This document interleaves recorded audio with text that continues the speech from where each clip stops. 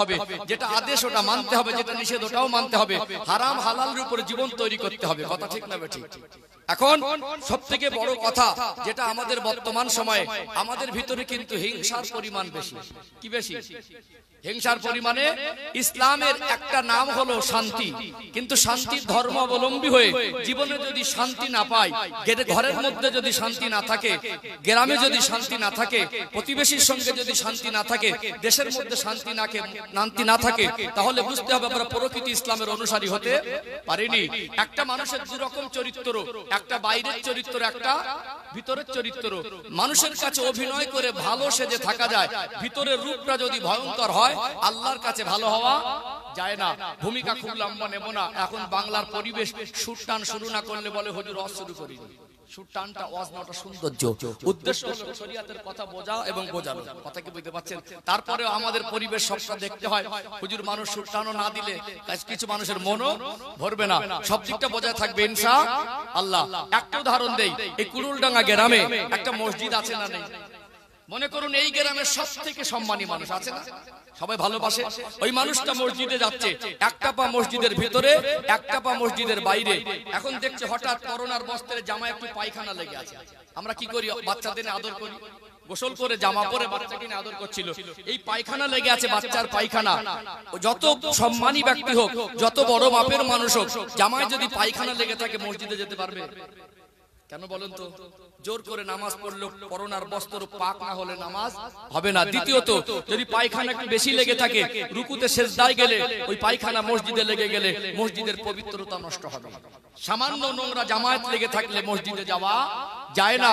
দুনিয়ায় মসজিদে ঢুকতে গেলে যেমন পবিত্র হয়ে যেতে হয়, আল্লাহ জান্নাতে যেতে গেলে আখলাক চরিত্রটাও পবিত্র করে নিতে হয়। কথা কি বুঝতে পারছেন?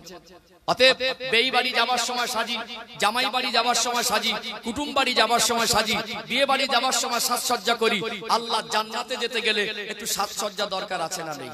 আল্লাহ পাক এই জন্য বলেছেন ওয়ালা তামুতুন্না ইল্লা ওয়া আনতুম মুসলিমুন। মরতে যদি হয় পরিপূর্ণ মুসলমান না হয়ে মৃত্যুবরণ। এই পরিপূর্ণ মুসলমান হতে গেলে চরিত্রটাকে পবিত্র করতে হবে। নবী বলছেন আকমালুল ঈমানা আহসানুহুম খুলুকা। তোমাদের মধ্যে ওই ব্যক্তি প্রকৃত ঈমানদার যার আখলাক চরিত্র ভালো। দেখবেন মানুষের দুই রকম চরিত্র, একটা ভিতরের, একটা বাইরে।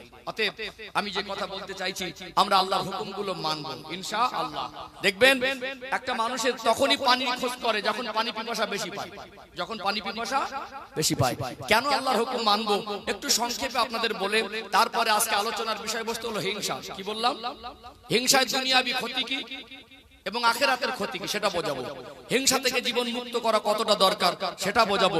5টা পয়েন্টে কথা বলবো, একটা বিষয়ের উপরে ধারাবাহিকভাবে শেষ পর্যন্ত বলে যাবো ইনশাআল্লাহ। 5টা পয়েন্টের উপরে কথা বলে সমাপ্ত করব। একটা কথা কানে বলে রাখি, একজন যোগ্য বিজ্ঞ ডক্টরের কাছে একটা রোগী বা পেশেন্ট গেলে তার দুটো কাজ। প্রথমে রোগ নির্ণয় করা, তারপরে ঔষধ দেওয়া। শুধু সমাজের রোগ বলে গেলে হবে না, মানুষ যাতে পরিবর্তন হয় তারও কিছু রাস্তা বলে দিতে হবে। দরকার আছে না? শুধু রোগ বর্ণনা করব না, সাথে রাস্তাও বলে দেবো ইনশাআল্লাহ। চলুন আগে একটু পিপাসা তৈরি করে নেই, ভালো হওয়ার মতো মন মানসিকতা তৈরি করি, তারপর ইনশাআল্লাহ ভালো হওয়ার রাস্তা খুঁজে নেবো ইনশাআল্লাহ। সোনার মানিকেরা, নওজোয়ান তরুণেরা, ও সোনার মায়েরা, যুবকেরা, আব্বারা মায়েরা, দুনিয়াটা হলো অস্থায়ী জীবন। আল্লাহ দয়াময় যখনই তিনি ডাক দেবেন, দুনিয়া ছেড়ে সবাইকে খালি হাতে চলে যেতে হবে। গাড়ি আমার, বাড়ি আমার, বিবি আমার, বাচ্চা আমার, অর্থ সম্পদ, জমি জায়গা আমার, চোখ বন্ধ হয়ে গেলে আমার আমার করে দুনিয়ার পাগল হয়ে রয়েছি, কিছুই নিয়ে যেতে পারবো না। রাজা মরে গেলে রাজার জন্য কবরস্থানে 3.5 হাত জায়গাটা বরাদ্দ। একজন ভিক্ষুক মারা গেলে ভিক্ষুকের জন্য কবরস্থানে 3.5 হাত জায়গাটাই বরাদ্দ। মন্ত্রী মারা যাওয়ার পরে মন্ত্রীর যেমন কাফন দেওয়া হয়, একজন ভ্যান চালক, মজদুর, গরিব মানুষ মারা গেলে মন্ত্রী আর গরিবের কাফনে পার্থক্য থাকে না, চলে যেতে হবে কি হবে না। কুল্লু নাফসিন যায়িকাতুল মাউত, প্রত্যেক প্রত্যেকটা নফসকে মৃত্যুর স্বাদ গ্রহণ করতে হবে। মরে গেলাম ফুরিয়ে গেল এটা নয়, মরণের পরে একটা জগৎ আছে, ওই জগৎটা হলো আলামে বরজাক, ওটা হলো কবরের জগৎ। কবরের জগতে কতদিন থাকতে হবে আল্লাহ পাক ছাড়া কেউ জানেন না। কুল্লু মান আলাইহা ফান ওয়া ইয়াবকা ওয়াজহু রাব্বিকা যুল জালালি ওয়াল ইকরাম। আল্লাহ দয়াময় এই দুনিয়াটাকে একদিন ধ্বংস করে দেবেন, কিয়ামত হবে কি হবে না, আল্লাহ জাত পাক বাকি থাকবে। কিয়ামতের পরে বিচার করার জন্য আমাদের প্রত্যেককে আল্লাহর সামনে দাঁড়াতে হবে কি হবে না। মরে গেলাম ফুরিয়ে গেল এটা নয়, যা করেছি যা করছি বেঁচে থাকলে যেটা করব ওই পর্যন্ত শেষ নয়, হিসাব দিতে হবে কি হবে না। এই জীবনের হিসাব করে আল্লাহ শাস্তি আর শান্তির জায়গা ঠিক করবেন, জান্নাত আর জাহান্নাম নির্বাচন করবেন আমাদের আমলের উপরে। যদি আল্লাহ জান্নাত আর জাহান্নাম ঠিক করেন তাহলে আমলটাকে ভালো করা দরকার আছে না, আছে না? সেদিন আমার আপনার সঙ্গে কেউ যাবে, কেউ গুনার বোঝা ভাগ নেবে। ওয়ালা তাজিরু ওয়াজিরাতুন বিজরা উখরা, আমার আপনার অর্জনকৃত নিজের গুনার বোঝা নিজেকেই বহন করতে হবে, কেউ অংশদার হবে না। ও ভাইজানেরা, সোনার মানিক যুবকেরা, আব্বারা মায়েরা, আল্লাহ বড় দয়াময়, আল্লাহ পাক বড় মেহেরবান। এই জন্য আমার আল্লাহ কোরআন শরীফের ভিতরে স্পষ্ট করে জানিয়ে দিলেন, ওয়ালা তামুতুন্না ইল্লা ওয়া আনতুম মুসলিমুন। ওরে আমার বান্দা বান্দি, মরতে যদি হয় পরিপূর্ণ মুসলমান হয়ে মৃত্যুবরণ করো। পরন্তু দেখি মনের মধ্যে যদি হিংসায় ভরা থাকে পরিপূর্ণ মুসলমান হওয়া যাবে না। হিংসা কত খারাপ জিনিস, হিংসা কত মারাত্মক জিনিস। নবী আমার সোনার জবানে বললেন, ইসলামের শরিয়াতে হিংসা জায়েজ নয়, হিংসা তো খারাপ জিনিস। আল্লাহ নবী উদাহরণ দিয়ে সাহাবাদের বোঝাতে লাগলেন। আল্লাহ নবী বললেন, আগুন যেমন কাঠকে পুড়িয়ে ছাই করে দেয়, হিংসা তেমনি মানুষের জীবনের অর্জনকৃত নেক আমলগুলোকে ওই রকম বরবাদ করে দেয়। আজ ম্যাক্সিমাম ঘরে গ্যাসে রান্না, আজ থেকে 20-30 বছর আগে মায়েরা চুলায় উনানে রান্না করত। একটা কাঠের টুকরা উনান বা চুলার মধ্যে ঢুকিয়ে দিলে আগুনে পুড়ে ছাই হয়ে যায় কি যায় না? আগুন যেমন কাঠকে পুড়িয়ে ছাই করে দেয়, হিংসা তেমনি মানুষের জীবনের অর্জনকৃত নেক আমলগুলোকে ওই রকম বরবাদ করে দেয়। এখন বলুন তো দেখি, আমাদের জীবনে নেকি বেশি না গোনা বেশি? কি বেশি? গোনা বেশি। আর ওটাও যদি হিংসার কারণে ধ্বংস হয় তাহলে আখিরাত কঠিন হবে না সহজ হবে? আখিরাত কঠিন হবে। ও ভাইজানেরা, সোনার মানিক যুবকেরা, আব্বারা মায়েরা, হিংসা যেমন নেকিগুলো বরবাদ করে আখিরাতে বিপদের মুখে ঠেলে দেয়, হিংসা তেমনি দুনিয়ায় মানুষের জীবনের সুখ শান্তি দুটো ছিনিয়ে নেয়। একটু খুলে খুলে ব্যাখ্যা দেই, 5টা পয়েন্ট তুলে ধরবো। 1 নাম্বার পয়েন্ট তুলে ধরছি, ফালতু কথা বলা মানুষ আমি নয়, মেপে কথা বলি, শরিয়াতের মাপকাঠিতে কথা বলি। বিশ্বাস করুন, আপনাদের ধোঁকা দিতে আসিনি, আমি এখানে বসেছি আমার আল্লাহর কাছে হিসাব দিতে হবে কি হবে না। 1 নাম্বার পয়েন্ট তুলে ধরছি, হিংসা সম্পর্কে আজকে ক্লিয়ার বুঝিয়ে দেবো, একটু গভীর মনোযোগ দিয়ে শুনুন। দেখবেন, এক মায়ের 2টো সন্তান, 2 ভাই, রক্তের সম্পর্ক, আল্লাহ দয়াময় মায়া মহাব্বত দিয়েছে না দেয়নি। ছোট ছোট 2টা বাচ্চা, একটা বাচ্চার 6-7 বছর বয়স, আর একটা বাচ্চার বয়স 8-9 বছর। ছোট ছোট 2টা বাচ্চা কখন আব্বার কাছে যায়, আব্বার কাছে গিয়ে জেদ ধরে পয়সা দেন, একটু পয়সা নিয়ে দোকানে চলে যায়, লজেন্স চকলেট ক্যাডবেরি কিনে নেয়, মুখের মধ্যে পুরে দিয়েছে। হঠাৎ সামনে পড়ে গেল মায়ের পেটের ভাই, দয়া লেগে গেল, মায়া এসে গেল, মনে মনে করলো লজেন্সটা একা খাবো না, গালের মধ্যে থেকে মুখের ভিতর থেকে বের করে অর্ধেকটা নিজে খায় আর অর্ধেকটা ওর আপন ভাইকে দেয়। এরকম চিত্র আজও সমাজে আছে না নেই? ছোট বাচ্চা একটা লজেন্স মুখের মধ্যে থেকে বার করে অর্ধেকটা খেয়েছে, অর্ধেকটা। কত মায়া, কত মহব্বত, এসব স্মৃতি আমাদের জীবনে আছে, আছে না নেই? তখন হিংসা বুঝতো না, বড় হয়ে গেল, সাংসারিক জীবনে আবদ্ধ হলো, দুনিয়ায় ডুবে গেল, 2 ভাইয়ের মধ্যে হিংসা ঢুকে গেল, সোনার সাজানো গোছানো সংসারে এবার 2 ভাই ঝগড়া। ঝগড়া হয়ে সংসার আলাদা হলো, আলাদা হওয়ার পরে শান্ত হলো না, ঘরের বারান্দায় পার্টিশন হয়েছে না হয়নি? হয়েছে না হয়নি? ওটা কিসের পার্টিশন? ইটের পার্টিশন না, বেড়ার পার্টিশন না, টিনের বাঁশের পার্টিশন নয়। ভালো করে যদি হিসাব করে দেখেন ওটা হলো হিংসার ফল, ওটা হিংসার পার্টিশন। কথা ঠিক না বেঠিক? কথাগুলো অঙ্কে অঙ্কে মেলান। আমাদের বাইরের চরিত্র চকচকে আর ঝকঝকে, বাইরে আমরা ফ্রেশ হয়ে ঘুরি, আমাদের দেখে মনে হবে সব ফারিস্তার মতো, দেখে মনে হবে আল্লাহর ওলি, কিন্তু ভিতরের রূপটা ভয়ঙ্কর। দুই ভাই, বাবার যদি চৌকো স্কয়ার জায়গা হয়, মিডিল থেকে ভাগ করে নিলে 4টে কোণই কোণা হবে, কটা করে? কিন্তু জায়গা ভাগ করতে গিয়ে 7টা কোণা, 6টা কোণা, 8টা কোণা হয়েছে। হয়েছে না হয়নি? জায়গা ভাগ করবে, একটা নারকেল গাছের চারা, এক ভাই বলছে আমি লাগিয়েছিলাম, ঘোরাও। আমিন যখন ঘুরিয়ে দিল একটা ক্রস কোণা হয়ে গেল। ওখানে পরের মাথায় গিয়ে ভাই বলছে ও যখন একটা গাছ ছাড়িনি আমি ছাড়বো কেন, এই গাছটা আমি লাগিয়েছিলাম। আমিনকে বলছে এখানে কোণা ঘোরাও। অনেক জায়গায় ভিটে বাড়ি দেখবেন সোজাসুজি ভাগ করা সম্ভব ছিল, তারপরে একটু গাছ ফলের গাছ গাছালিকে নিয়ে ভাই ভাইয়ের মধ্যে হিংসা, আমি ওকে ছাড়বো না, ও আমাকে ছাড়বে না, জায়গাটা একটু বেঁকিয়ে বেঁকিয়ে কোণা কোণা হয়েছে না হয়নি? হিংসার পাওয়ার, হিংসা কত খতরনাক, একটা সোজা জায়গাকেও বেঁকিয়ে বেঁকিয়ে 7-8টা কোণা তৈরি করে দেয়। কথা বাস্তব না অবাস্তব? সম্মানিত ভাইরা, প্রথম হয় দুই ভাই, আপন ভাই, এদের ছেলেরা হয় চাচাতো ভাই। কি হয়? চাচাতো ভাই। এদের ছেলেরা হয় চাচাতো ভাই। এখন যদি 3 ফুট করে 6 ফুট ছেড়ে দিত রাস্তা পর্যন্ত, একটা রাস্তা বেরিয়ে যেত। ওই 2.5 ফুট 3 ফুটের মাথায় পাঁচিল, এও ভালো করে বার হতে পারে না, ও ভালো করে। হিংসা মানুষের জীবনের সুখ শান্তি দুটো ছিনিয়ে নেয়। হিংসা ঘরের মধ্যে পার্টিশন তৈরি করে দেয়। হিংসা সোজা জায়গাকে বেঁকিয়ে দেয়। হিংসা রাস্তাটাকে ব্লক করে দেয়। হিংসা কত খতরনাক জিনিস। আল্লাহর নবী 63 বছরের জীবনে তিনি কোনোদিন কারোর উপরে হিংসা করেননি। আমরা যে মুসলমান, আমরা ইসলাম ধর্মাবলম্বী, আমরা ইসলামের অনুসারী, ইসলামের একটা অর্থই শান্তি, কিন্তু আমাদের জীবনে অশান্তির কিছু চিত্র আমরা দেখি, এর ভিতরে হিংসা একটা মূল কারণ। কথা কি বুঝতে পারছেন? কিন্তু আমাদের ভাইয়েরা ছেলেরা এরা হিংসা ভিতরে ভিতরে, ঘরের খবর একরকম, বাইরে যখন ঘরে বোঝা যায় না। শ্বশুর বাড়ি যায়, ভালো করে চুল দাড়ি সেভ করে, ভালো তুলে রাখা জামা কাপড় পরে, শ্বশুর বাড়িকে খুব নম্র ভদ্র আচরণ করে। শ্বশুর বাড়ি এলাকার লোক মনে করে জামাইটা খাঁটি সোনা।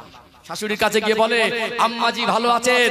শাশুড়ির এই আম্মাজি বলার স্টাইল দেখে পাশে আর একটা চাচিমা জিজ্ঞেস করে তোমার জামাই তো না মনে হয় খাঁটি সোনা, এত নম্র ভদ্র, এত মিষ্টি কথা বলে। ওটার বাইরের চরিত্র, ভিতরের চরিত্র ওর জন্য পার্টিশন হয়েছে। ওর ভিতরের চরিত্র ও পাঁচিল তুলে রাস্তা ব্লক করেছে। ওর ভিতরের চরিত্র ও একটা জায়গা ভাগ করতে গিয়ে 7টা কোণা করেছে। তাহলে দুরকম চরিত্র হলো কি হলো না? এক নাম্বার বুঝতে পেরেছেন? একটা বুঝতে আর একটা যাবো, তা না হলে যাবো না। ধোকা দেওয়া কাজ না। স্টেজে বসেছি, মানুষ কষ্ট করে বসেছে, আপনাদের জীবনের সময়টুকু আমি ফিরিয়ে দিতে পারবো না। অন্তত আমানতের খেয়ানত যেন না হয়, কিছু যেন শরিয়ত সম্পর্কে বুঝতে পারি। আমি একটু সময় দেন, একটু ধৈর্য ধারণ করেন, আমরা আল্লাহর জন্য একটু সময় দেবো। দেওয়া দরকার আছে না? আছে না? যেখানে আল্লাহর ভালোবাসা সামনে হয়, যেখানে নবীর ভালোবাসা অর্জন হয়, যেখানে আল্লাহকে সন্তুষ্ট করার পজিশন পেয়ে যায়, সেখানে আমাদের মনের মধ্যে একটা তৃপ্তি থাকে। থাকে কি থাকে না? এই যতগুলো মানুষ বসেছেন, বলুন কেউ জোর করে বসেছে আপনাকে? যদি কেউ চলে যান, কাউকে জোর করে ধরে রাখা যাবে? অতএব আপনারা বসেছেন আমার জন্য নয়। আমি তো আপনাদের গ্রামে কুড়োলডাঙ্গায় ফার্স্ট টাইম, প্রতি বছরই জলসা হয়, প্রতি বছরই কিছু মানুষ জলসা শোনে। অতএব আমার জন্য নয়, বসে আছেন আল্লাহকে রসুলকে ভালোবেসে। বসে আছেন কিসে? চটে। কিসে বসে আছেন? বেই বাড়ি গেলেন, যদি ঘরে না উঠে বসতে দিয়ে চটে বসতে দেয়, বসবেন? রেগে গিয়ে বলবে যে এরকম কুটুম বাড়ি দরকার নেই। বেইটা তো মানুষ না, কিন্তু আপনারা সেই মানুষগুলো চটে বসেছেন, কারোর মনে কষ্ট হয়নি। সম্মানিত ভাইরা, একটু ধৈর্য ধারণ করে শোনার চেষ্টা করেন। আমি একটু আগে বাড়ি আস্তে আস্তে। 1 নম্বর বোঝা গেল? 2 নম্বরে যাই ইনশাআল্লাহ। হ্যাঁ, একটু তাকবীর দেন তো। নারী তাকবীর। শয়তান আমাদের বন্ধু না দোস্ত? খুব চালাক। মুর্শিদাবাদ জেলার মানুষ খুব চালাক। শয়তান আমাদের বন্ধু না দোস্ত? শয়তান খুব চেষ্টা করবে যে এখান থেকে ভাগিয়ে নিয়ে গিয়ে ঘরে ঘুম পাড়ানো যায়, এখান থেকে উঠিয়ে নিয়ে গিয়ে মানুষকে মানে ময়দান খালি করে দেওয়া যায়। শয়তানের চেষ্টা একদিকে, আর ইমানদারের চেষ্টা আর একদিকে। ইমানদার শয়তানের কাছে হারে না। কি হারে? হেরে যাবো নাকি? হেরে যাবো নাকি? ইনশাআল্লাহ জিতবো। বলেন ইনশাআল্লাহ। হারবো না, জিতবো। তাহলে জিততে গেলে থাকতে হবে না যেতে হবে? থাকতে হবে ইনশাআল্লাহ। ও ভাইজানেরা, মুর্শিদাবাদ জেলার সোনার মানিক যুবকেরা, আব্বারা মায়েরা, আবারও মনে করিয়ে দেই আল্লাহ দয়াময় এই জন্য কোরআন শরীফে বললেন ওয়ালা তামুতুন্না ইল্লা ওয়া আনতুম মুসলিমুন।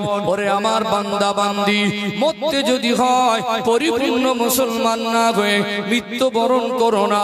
পরিপূর্ণ মুসলমান হতে গেলে হিংসা ত্যাগ করা দরকার আছে না নেই? এক নাম্বার পয়েন্ট বলেছি। সেকেন্ড নাম্বার পয়েন্ট গভীর মনোযোগ দিয়ে শুনুন। পর্দার অন্তরালে আমার অনেক সম্মানিতা মায়ের এসেছেন, আমি মায়েদের দৃষ্টি আকর্ষণ করছি।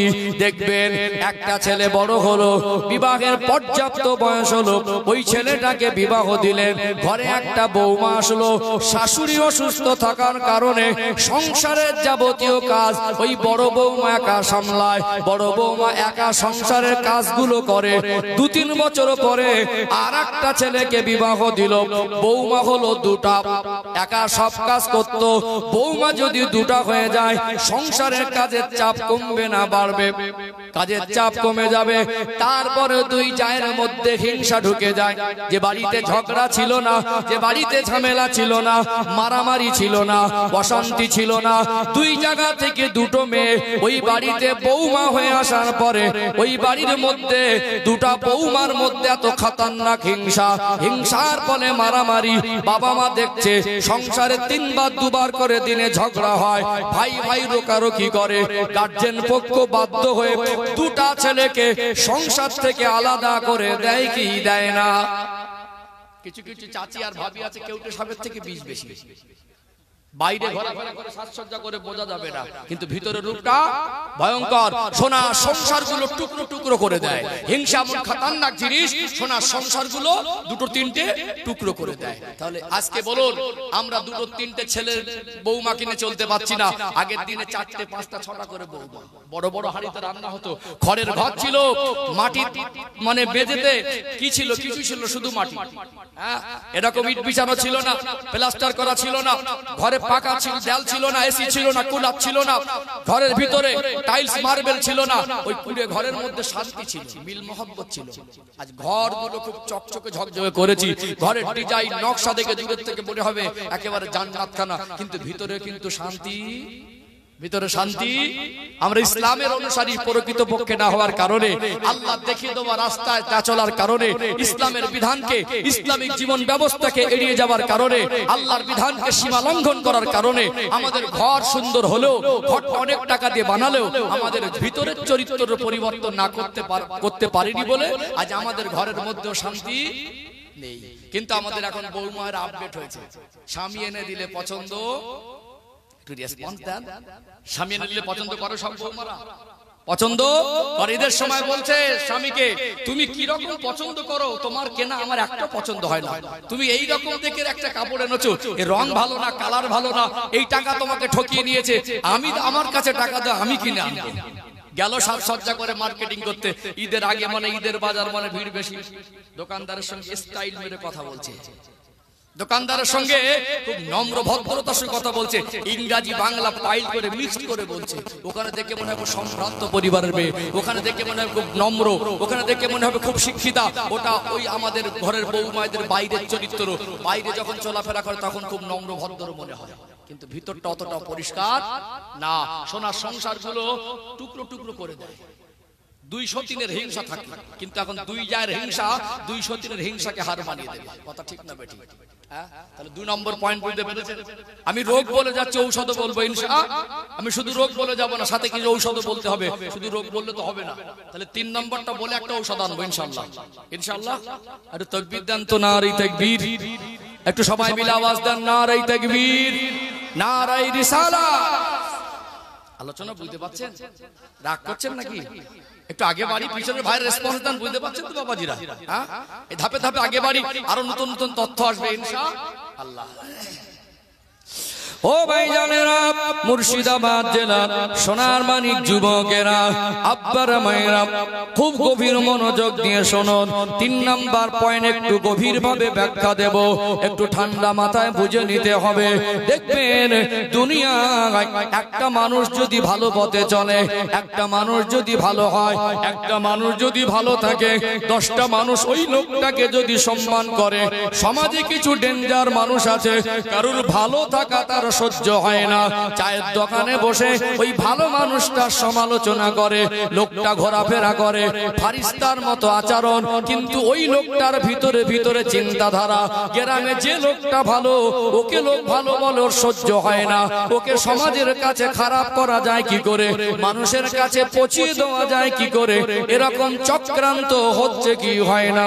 ভালো করে বুঝবেন, আমি আবারও বলছি, মেপে কথা বলি, যত দিন যাচ্ছে বর্তমান সময়ে দুনিয়ার জমিনে প্রকৃত ভালো মানুষের সংখ্যা বাড়ছে না কমছে?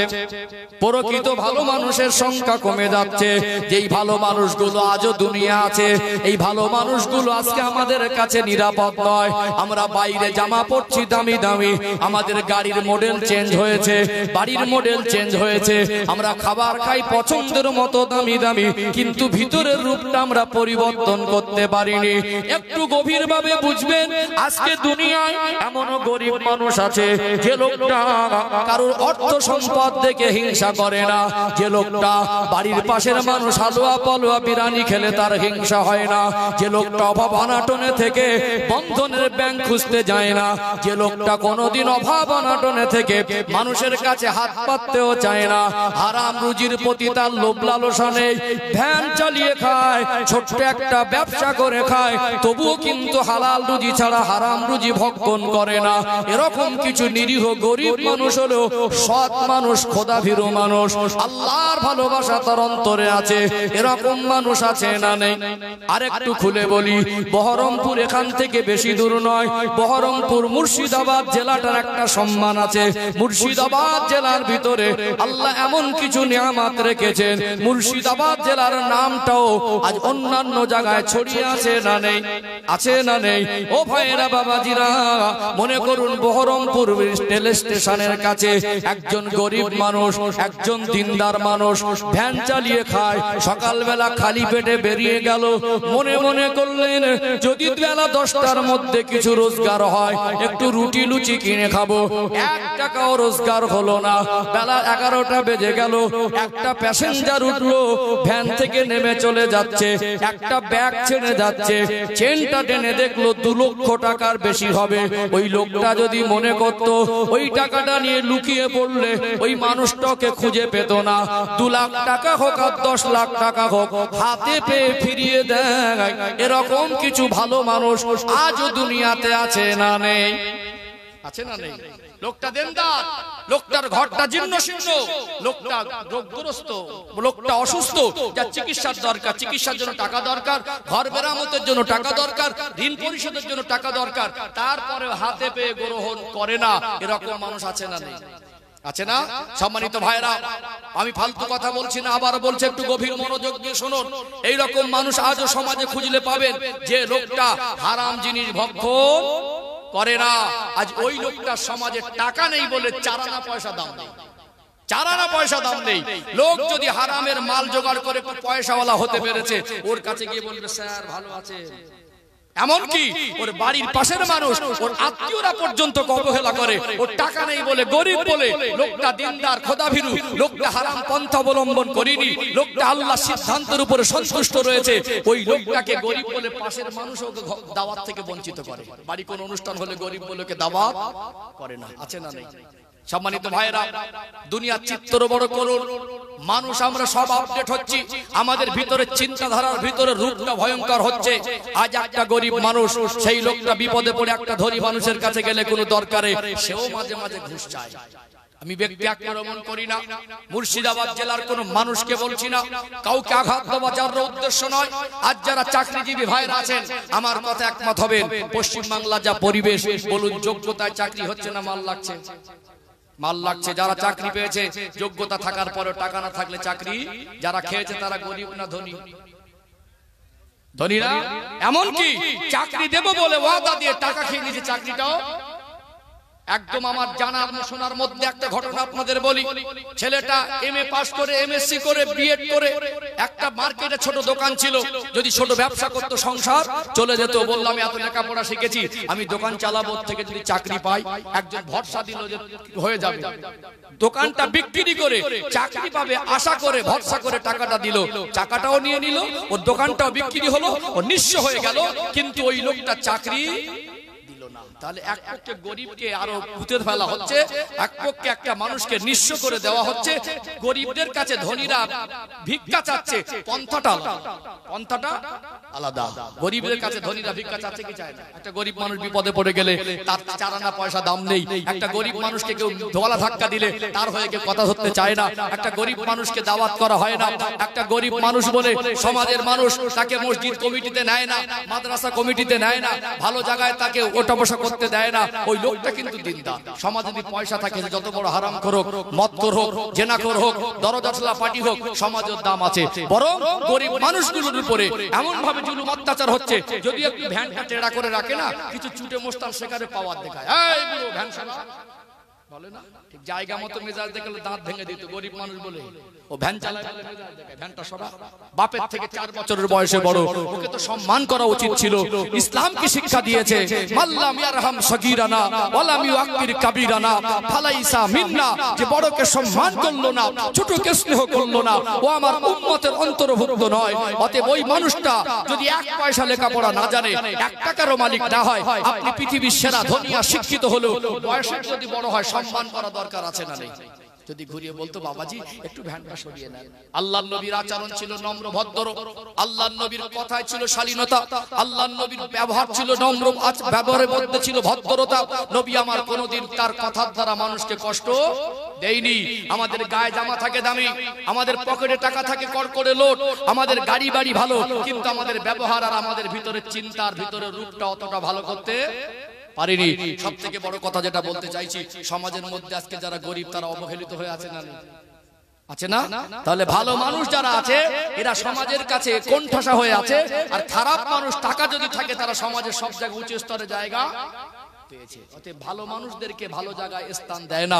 আজকে ম্যাক্সিমাম, একেবারে সব ঠেলে দিচ্ছি না, একেবারে সবাইকে এক পাল্লায় তোলা যায় না। ম্যাক্সিমাম পদে সব অযোগ্যরা বসে আছে। কারা বসে আছে? অযোগ্যরা। মসজিদের কমিটি বেনামাজি, মসজিদের কমিটি সুদখোর, মসজিদের কমিটি ঘুষখোর হচ্ছে। কিন্তু একটা ভালো মানুষ, নামাজি পরেজগার মানুষ, ওর টাকা পয়সা নেই বলে, ক্ষমতা নেই বলে, ওর মানে টাকা পয়সার অর্থের বল নেই বলে সমাজের চালানা পয়সা দাম নেই। কথা কি রাগ করছেন নাকি? বাস্তব বলছেন না অবাস্তব বলছেন? ও ভাইজানেরা, সোনার মানিক যুবকেরা, আব্বারা মায়েরা, 3 নম্বর পয়েন্ট তুলে ধরছি। আর একটু ব্যাখ্যা দেই, একটা ব্যাখ্যা দিচ্ছি। একদল মানুষ, গরিব মানুষ, সৎ মানুষ, এদেরকে কোণঠাসা করে রেখেছে।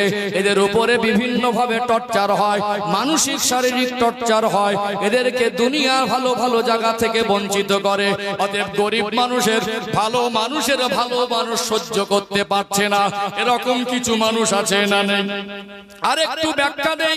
দেখবেন কুড়ুলডাঙ্গা গ্রামে কোন ভাই বা কোন যুবক যদি একটু লেখাপড়া শিখেছে, একটা ব্যবসা করছে, একটু ভালো পথে চলছে, চাষবাস করছে, চাকরিজীবী হয়েছে, যদি উন্নতি করে, ধনী হতে চায়, টাকা পয়সা উপার্জন করে যদি সুখে শান্তিতে বসবাস করে, একটা মানুষ যদি সুখে থাকে, ওর হিংসা কুড়ুলডাঙ্গার মানুষই হিংসা করবে।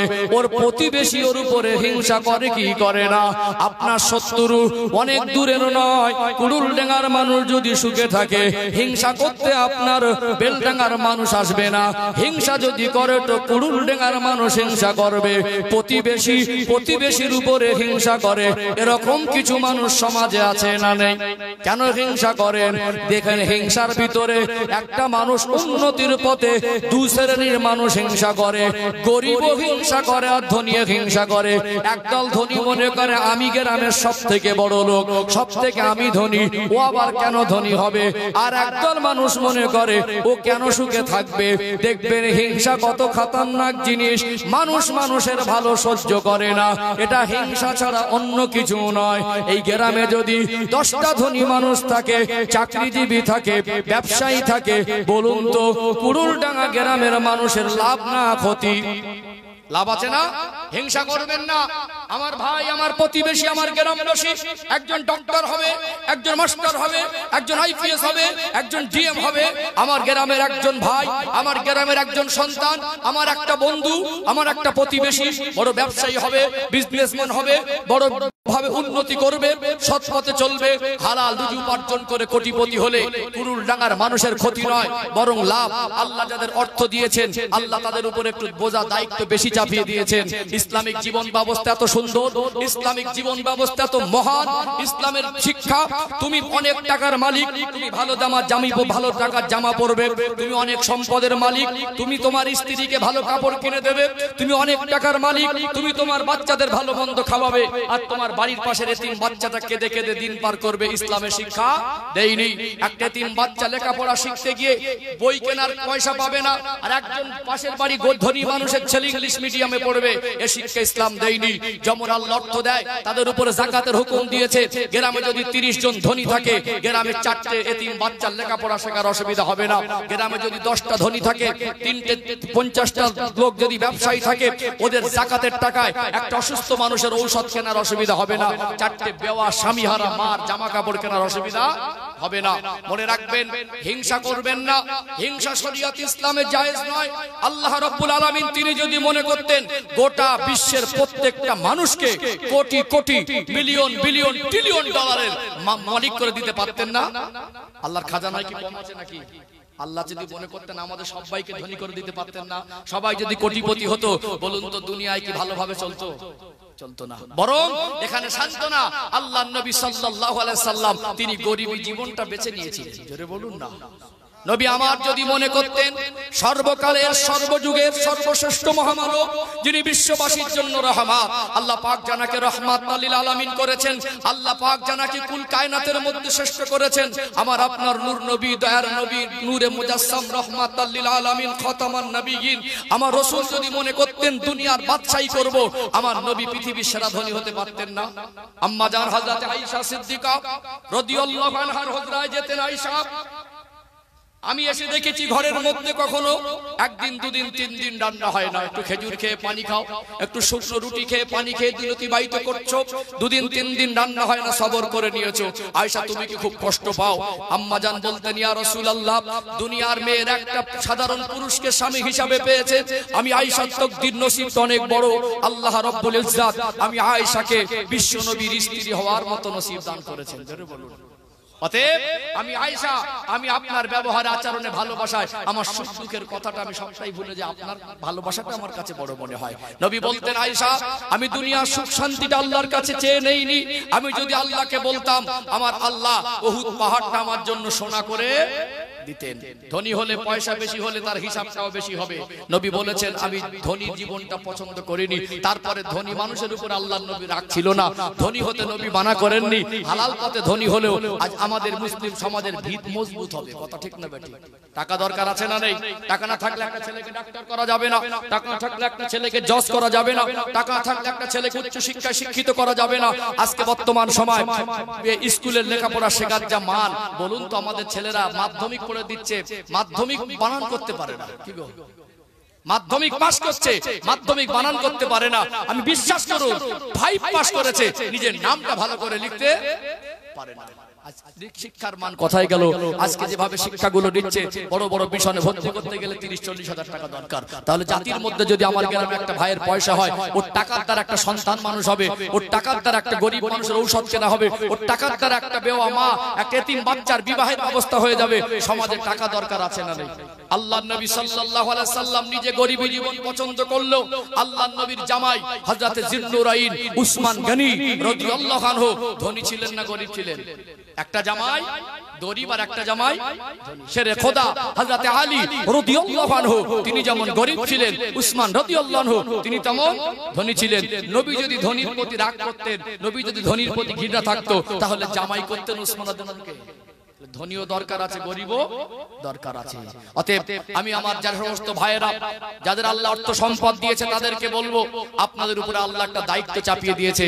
আপনার বাড়ির পাশে এতিম বেওয়া অসহায় গরিবদের দেখভাল করার দায়িত্ব আপনাকে নিতে হবে। আপনার যাকাতের টাকা তাদেরকে দিতে হবে। বিশ্বাস করুন, ইসলামিক জীবন ব্যবস্থা খারাপ নয়, ইসলামিক জীবন ব্যবস্থাকে আমরা সঠিকভাবে পালন করছি না, সেটা আমাদের কবি, সেটা আমাদের ব্যর্থতা। আজ কিছু মানুষ যাকাত দেয়, বলতে হয় পলেস্টারের মতো লুঙ্গি আছে না, কিছু মানুষ যাকাত দেয়, একটা বাচ্চাকে একটা ভালো জামা কিনে দেয় না, একটা লুঙ্গি কিনে দেয় পলেস্টার, যেটা পাপোসের জন্য ব্যবহার করার উপযুক্ত না। শাড়িগুলো দেয় মশারির থেকে পাতলা লাইলেন পলেস্টার, সেটা পরা যাবে না। শ্বশুর বাড়ি পাঠালেন দামি টাকার জিনিস, শালাশালির জন্য কিনে দিলেন 2000 টাকা দিয়ে জামা, বাচ্চার জন্য কিনলেন জামা, আর এতিম বলে গরিব বলে অসহায় বলে ওই পলেস্টারের লুঙ্গি দিচ্ছেন। গরিবকে হ্যারাসমেন্ট করা, গরিবকে অপমান করা, গরিবকে কষ্ট দেওয়া। আপনি কে বলেছে আপনাকে ওই 50 টাকা দিয়ে পলেস্টারের লুঙ্গি দিয়ে যাকাত আদায় করতে? ওই লোকটা যদি অসুস্থ হয়, ওর 50 টাকার লুঙ্গি দরকার নয়, ওর ঔষধের জন্য টাকা দরকার। ওই মাটা যদি বেওয়া হয়, ওর একটা এতিম বাচ্চা আছে, ওই মেয়েটা রোজগার করতে পারে না, তাহলে ওর বাচ্চার লেখাপড়া শেখার জন্য টাকা দরকার, কিতাব দরকার, পোশাক দরকার। আপনি সেটা কিনে দেন, কিন্তু আপনি একটা লুঙ্গি বা একটা জামা দিচ্ছেন বা একটা প্যান্ট দিচ্ছেন, সেটা মানুষ পরাতো দূরের কথা, কুকুরকেও পরানো যাবে না। যে সমস্ত ভাইদের উপরে যাকাত ফরজ আছে, আমি বলবো একটা ফরজ হুকুম আদায়ের ক্ষেত্রে সচেতন হন। অতএব কিছু মানুষ আজকে যাকাত দেয়, নামে যাকাত দিচ্ছে, কিন্তু মানুষকে কষ্ট দেওয়ার হ্যারাসমেন্ট করা হচ্ছে। কথা ঠিক না বেঠিক? তবে ধনী দরকার আছে। আপনি আপনার প্রতিবেশী যদি ধনী হয়, আল্লাহর কাছে দোয়া চাইবেন, আমার প্রতিবেশী ধনী হয়েছে, আল্লাহ আরো সুখী করুক। আল্লাহ কাউকে পয়সা দিয়ে পরীক্ষা করছেন, আর আল্লাহ কাউকে গরিব রেখে পরীক্ষা করছেন। অতএব এখানে আল্লাহ যাকে নিয়ামত দিয়ে ধনী করবেন করবেন, আমাকে যদি গরিব রাখেন তাতে আমি এইভাবে জীবন পার করে দেবো। কেন আল্লাহ যে হালাত হয়ে যায় সেটা আলহামদুলিল্লাহ। লাইন শাকারতুম লাযিদান্নাকুম, তোমরা আল্লাহ বলছে তোমরা আমার শুকরিয়া আদায় করলে, আমার নিয়ামতের শুকরিয়া আদায় করলে, আমি আল্লাহ নিয়ামতকে বৃদ্ধি করে দেবো। জোরে বলুন। তাহলে প্রতিবেশীর উপরে হিংসা আছে না নেই? গরিব অসহায় দিনদার হলে সমাজে তার দাম নেই, তাকে কোণঠাসা করে একদল মানুষ তাদেরকে সবসময় অবহেলার নজরে রেখেছে, তাদের ভালো চায় না, মানে তার প্রতি হিংসা আছে না নেই? এই 3 নাম্বার পয়েন্টে দুটো বলেছি, আর একটা ডেঞ্জার পয়েন্ট বলবো। আমি 3 নাম্বার পয়েন্ট শেষ করিনি, একটা শাখা পোশাকা বার করছি। আলোচনা বুঝতে পারছেন তো? হ্যাঁ, আলোচনা বুঝতে পারছেন? বিশ্বাস করুন, যখন প্রাথমিকভাবে ওয়াজ করতাম না, মনের মধ্যে আনন্দ হতো, অনেক লোক পেতাম সামনে, জোরে জোরে তাকবীর সুবহানাল্লাহর আওয়াজ আসতো, টাকা পয়সা হাত দিয়ে পকেট খুলে যেত। এখন মনে হয় এত পরিশ্রম করি, এত কষ্ট করি, এক মাসে সারা রাত এইভাবে পানির মতো পার হয়ে যায়। 2 ঘন্টা 4 ঘন্টা 6 ঘন্টা জার্নি করি, 8 ঘন্টা 10 ঘন্টা জার্নি করি, মনে করি মানুষকে দিলাম কি? মানুষ আমাদেরকে এত ভালোবাসে, আমাদের এত সম্মান করে, এত কষ্ট মেহনতের টাকাগুলো চাঁদা করে গুছিয়ে আমাদের হাতে তুলে দেয়, আমাদের থেকে পেলো কি? একটা হলো শ্রোতার মন জয় করা, আর একটা হলো শ্রোতার হক আদায় করা। আমি যদি মনে করি আপনাদের মন জয় করব, খুব সুন্দর করে কান্না সুরে একটা লম্বা ঘটনা ধরে দেবো, 2 ঘন্টা কোন দিক থেকে যাবে পার করে যাব বুঝতে পারবেন না। বিশ্বাস করুন, আমি তথ্যমূলক কিছু কথা বলছি। সমাজে আজকে বর্তমান সময় আমরা মুসলমান কেন পদদলিত, কেন অবহেলিত, কেন লাঞ্ছিত, কেন বঞ্চিত? আজ আমরা আমাদের গর্তটা নিজে খুঁড়ে নিচ্ছি। আজ আমরা আমাদের শত্রু, আজ আমরা হিংসা করে নিজেরা পুঁতে ফেলছি। আজকে অন্য জাতি আমাদের উপরে তারা আঙুল ঘোরাচ্ছে। কথা ঠিক না বেঠিক? কথা কি রাগ করছেন নাকি? আলোচনা বুঝতে পারছেন? হ্যাঁ, সম্মানিত ভাইরা, আর একটা পয়েন্ট বলি, 3 নাম্বার পয়েন্ট শেষ হয়নি। 3 নাম্বার পয়েন্টে আমি কয়েকটা শাখা পোশাকা বলবো ইনশাআল্লাহ। ও ভাইজানেরা, মুর্শিদাবাদ জেলার সোনার মানিক যুবকেরা, আব্বারা মায়েরা, রাগ করবেন না, ভুল বুঝবেন না, মনে কষ্ট নেবেন না। আপনাদের যারা আঘাত দেওয়া আমার উদ্দেশ্য নয়। ইসলামে শিক্ষা দেয়নি কাউকে আঘাত দাও, কাউকে ছোট করো। আপনাকে বা আপনাদেরকে বলছি না, না, ব্যক্তি আক্রমণের উদ্দেশ্য বলছি না, এগুলো সমাজের বাস্তব চিত্র। বলুন তো দেখি, বর্তমান সময় কিছু কিছু মানুষ আছে দেখবেন, এদের বাইরের রূপ একরকম আর ভিতরের রূপ একরকম। হিংসা করতে করতে হিংসা এমন একটা মারাত্মক পর্যায়ে পৌঁছে গিয়েছে, এখন সাধারণ মানুষ আলেমদের উপরে হিংসা করে কি করে না? একটু খুলে আপনাদের বুঝিয়ে দেই। দেখবেন প্রত্যেকটা স্তরে ভালো মন্দ মিশে আছে না নেই? নেতাদের মধ্যে সবাই খারাপ না, ভালো খারাপ আছে না নেই? ডক্টরদের মধ্যে সবাই খারাপ না, ভালো খারাপ আছে? ব্যবসায়ীদের মধ্যে সবাই খারাপ না, ভালো খারাপ আছে না নেই? কেউ ধোঁকা দেয় না, আবার কেউ মাল বিক্রির সময় ধোঁকা দেয়। আলেমদের মধ্যে সবাই ভালো বলা যাবে না, এর মধ্যে কিছু বদচরিত্রের আলেম আছে না নেই? গাছে যখন আম হয়, সব আমটা ফ্রেশ হয় না, দুটো চারটে বেকার পোকা হতে পারে। মুর্শিদাবাদ জেলার জমিনের মাটিকে আল্লাহ দয়াময় উর্বর করে দিয়েছেন, চাষের উপযোগী করে দিয়েছেন। ধান যখন চাষ করেন, ধানের শীষে সব ধান থাকে না, দু চারটে চিটে থাকে। প্রত্যেকটা জায়গায় দেখবেন ভালো মন্দ মিশে আছে, আছে না নেই? সোনা জবানে বললেন আল উলামা ওয়ারাসাতুল আম্বিয়া।